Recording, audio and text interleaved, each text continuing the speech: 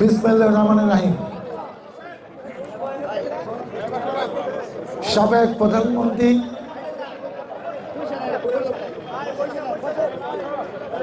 দেশনেত্রী বেগম খালেদা জিয়া মরহুম তার আত্মার মাগফিরাত কামনার্থে আজকের এই দোয়া ও মিলাদ মাহফিলের এই অনুষ্ঠানে স্নেহের সভাপতি, সাবেক কমিশনার, এই এলাকার নেতা মোহাম্মদ খুরশিদ আলম উপস্থিত আছেন। আজকে অনুষ্ঠানে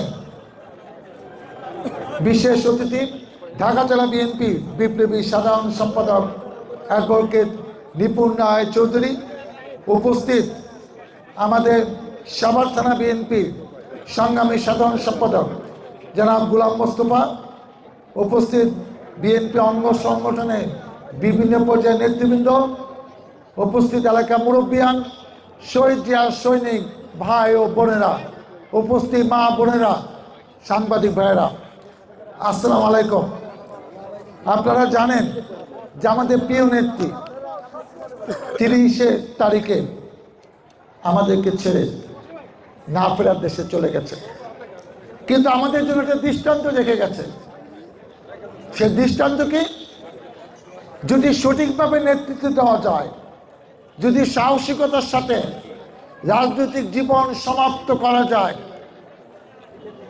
যদি কখনো অন্যায়ের সাথে আপোষ না করা যায়, যদি একটি দলকে তার ক্যারিশমা দিয়ে বারবার ক্ষমতা আনা যায়, যদি মানুষের ভালোবাসা পাওয়া যায়, মানুষের বিপদে আপদে তাদের পক্ষে উচিত কথা বলা যায়, মানুষও সময় মতো তাদেরকে শ্রদ্ধা জানায়, সেইটা আমরা দেখলাম 31 তারিখে। কি তার জানাজাতে লক্ষ লক্ষ কোটি কোটি লোক সমাবেত হয়েছে। আমরা শহীদ রাষ্ট্রপতি জিয়াউর রহমানের জানাজাতেও কিন্তু দেখেছি। বাংলাদেশের ইতিহাসে স্মরণকালে বৃহত্তম জানাজা হয়েছিল। এই জানাজায় কত লোক হয়েছিল? 50 লক্ষ না 70 লক্ষ না 1 কোটি, কি তার চেয়ে বেশি? আমরা কেউ জানি না। অসুস্থ মানুষ হেঁটে আসতে পারে না, হুইল চেয়ারে জানাজাতে শরীক হয়েছে। এরকম পৃথিবীর ইতিহাসে কোনো মুসলমান মানুষের জন্য এরকম জানাজার নজির নাই। দেখেন, শেখ হাসিনা একটি চক্রান্তের মাধ্যমে তাকে বাসা থেকে বের করে দিয়েছিল। জনগণ যে কাজটা করেছে তাকে দেশ থেকে বের করে দিয়েছে। মহান আল্লাহ তাআলা কাউকে যদি সম্মানিত করতে চায়, সেই সম্মান কেউ রুখতে পারে না, কেউ ঠেকাইতে পারে না। অতএব এটা আমাদের জন্য শিক্ষা। আমরা শুধু তার মিলাদ করব, তার জন্য দোয়া করলে হবে না। ইনশাল্লাহ সকলে দোয়ায় উনি বেহেশতেই থাকবেন, বেহেশতেই আছেন, কিন্তু তার জীবন থেকে আমাদের শিক্ষা নিতে হবে যে তার জীবন 41 বছর দলকে নেতৃত্ব দিয়ে একটি দলের চেয়ারপারসন ছিল, দলের প্রধান ছিল, কিন্তু অসুস্থতার সময় আমরা কি দেখলাম? এমন কোনো মসজিদ মাদ্রাসা নাই তার জন্য দোয়া করে নাই। আমরা যারা নেতাকর্মী আছে লক্ষ লক্ষ কোটি কোটি, তারা তো দোয়া করেছে। বিভিন্ন দল তার অসুস্থতার সময় হাসপাতালে দেখতে গিয়েছে, তার জন্য দোয়া আয়োজন করেছে, পত্রিকা স্টেটমেন্ট দিয়েছে। সে দেশের একজন অভিভাবক, গার্জেন হিসেবে পরিণত হলো। দল মত নির্বিশেষে সে সবার অভিভাবক, সবাই দোয়া করছে দেশে ক্রান্তি লগ্নে খালেদা জিয়া যেন আর কিছুদিন বেঁচে থাকে। আমরাও প্রত্যাশা করেছিলাম আমাদের নেত্রী জীবন দশে আরেকবার দেখে যাক তার স্বামীর হাতে গড়া 1 সেপ্টেম্বর 1978 সালে উনি যে দল তৈরি করেছিলেন আওয়ামী লীগের বিরুদ্ধে প্রতিবাদ স্বরূপ, সেই দল হাঁটি হাঁটি পা পা করে জনগণের হৃদয়ের দল, ভালোবাসার দল, যে দলকে মানুষ বারবার ভোটের মাধ্যমে সরকার পরিচালনার দায়িত্ব দিয়েছে। ইনশাল্লাহ এই 12 ফেব্রুয়ারি আবারও জনগণ দেখিয়ে দেবে যে বিএনপির জনপ্রিয়তা একটুও কমে নাই। এই বিএনপিকে, এই ধানের শীষকে মানুষ এখনো পছন্দ করে। আমি ধানের শীষ পেয়েছি, কিন্তু ধানের শীষ মার্কাটা তো জিয়া পরিবার, শহীদ রাষ্ট্রপতি জিয়াউর রহমানের মার্কা ধানের শীষ, বেগম খালেদা জিয়া মার্কা ধানের শীষ, তারেক রহমানের মার্কা ধানের শীষ। আমি তার প্রতিনিধি ঢাকা 19 আসনে। আমাকে আপনারা 2 বার এই এলাকার সংসদ সদস্য করেছেন। এটি আমার 5মবারের মতো ধানের শীষ প্রতীক আমি পেয়েছি। অতীতে আমার ভুলভ্রান্তি থাকতে পারে, সেজন্য আমি দুঃখ প্রকাশ করছি। যখন আমি প্রথমবার এমপি হই তখন আমার বয়স ছিল 34 বছর। আবার 30 বছর পরে আপনাদের সামনে এখন আসছি আবার ভোট চাইতে, যে জীবনের শেষ প্রান্তে এসে আবার আপনাদের জন্য, মানুষের জন্য, বিএনপি নেতাকর্মীদের জন্য কিছু কাজ আমি করতে চাই। 17 বছর এলাকায় কোনো কাজ হয় নাই, উন্নয়ন হয় নাই, দুর্নীতিতে এই সাবার ছেয়ে গেছে এবং স্কুল, কলেজ, রাস্তাঘাট, মসজিদ, মাদ্রাসার পাশাপাশি যে 3-4টাকে আমি গুরুত্ব দিচ্ছি, আপনাদের উদ্দেশ্যে আমি আবার নিবেদন করতে চাই। 1 নম্বর, আমি মাদকের বিরুদ্ধে যুদ্ধ ঘোষণা করেছি।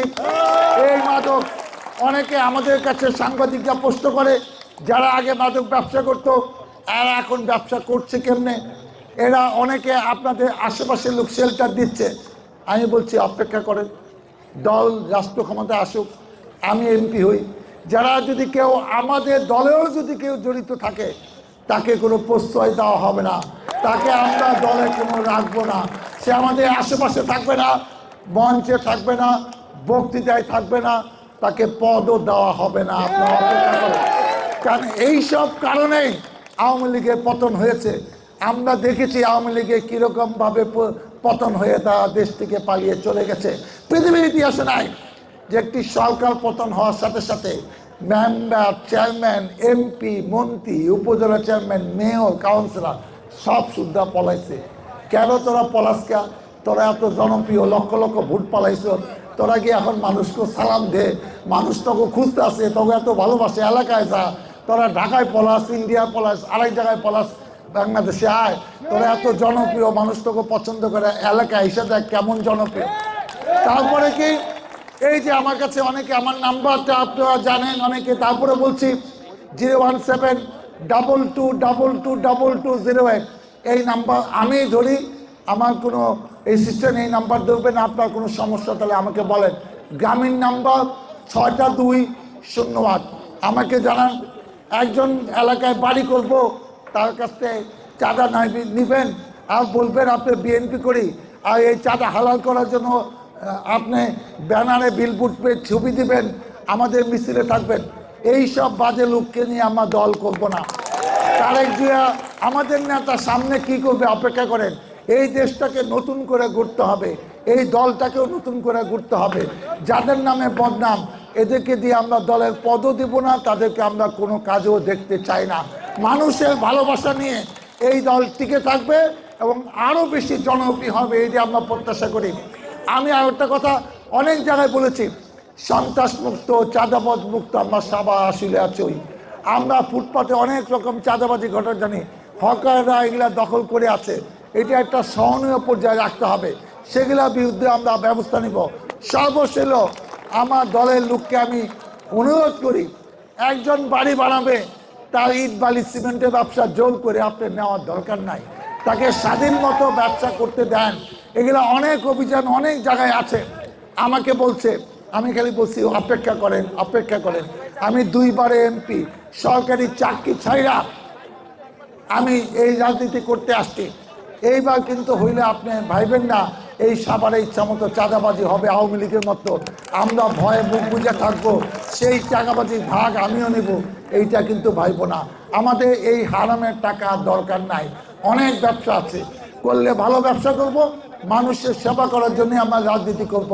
অতএব আমি আপনাদের কাছে যেগুলো বললাম, এবং যানজট মুক্ত সাভার চাই, কোথাও কোনো যানজট হবে না। আমরা ভলেন্টিয়ার ঠিক করে দিব, তাদেরকে সরকার প্রশিক্ষণ দিবে, তাদেরকে ড্রেস পরাইয়া দিব, পুলিশের পাশাপাশি তারাও রাস্তাঘাটে কাজ করবে। আমি 14টা পয়েন্ট ঠিক করছি, তাদেরকে আমরা টাকাও দিব, এবং দেখবেন সাভারে ঢাকার থেকে আসতে এখানে আসতে আধা ঘন্টা সময় লাগবে। এগুলো আমাদের চ্যালেঞ্জ। মাদক, যানজট, এই যে বাড়ির থেকে চাঁদাবাজ, ইট বালি সিমেন্ট, এইগুলা যদি শান্তি আসে, মেয়েদের নিরাপত্তা নাই, রাত 10টা পরে গেলে তার ছিনতাই হয়, তাকে রেপ করার চেষ্টা করা হয়, তার মোবাইল নিয়ে যাওয়া হয়, এইগুলা কোনো বরদাস্ত করা হবে না। সেগুলা মোবাইল নেওয়া, তারপর বিএনপি মিছিলে থাকবেন, এইসব কোনো লোককে আমরা এলাকায় থাকতে দিব না। তাদের খুঁজে খুঁজে প্রত্যেক এলাকায় সিসি ক্যামেরা থাকবে, কেউ অপকর্ম করলে 1 ঘন্টার মধ্যে পুলিশ এসে ধরে নিয়ে যাবে। আমরা এখন অনেক কিছু বলতে পারছি না ইলেকশনের জন্য।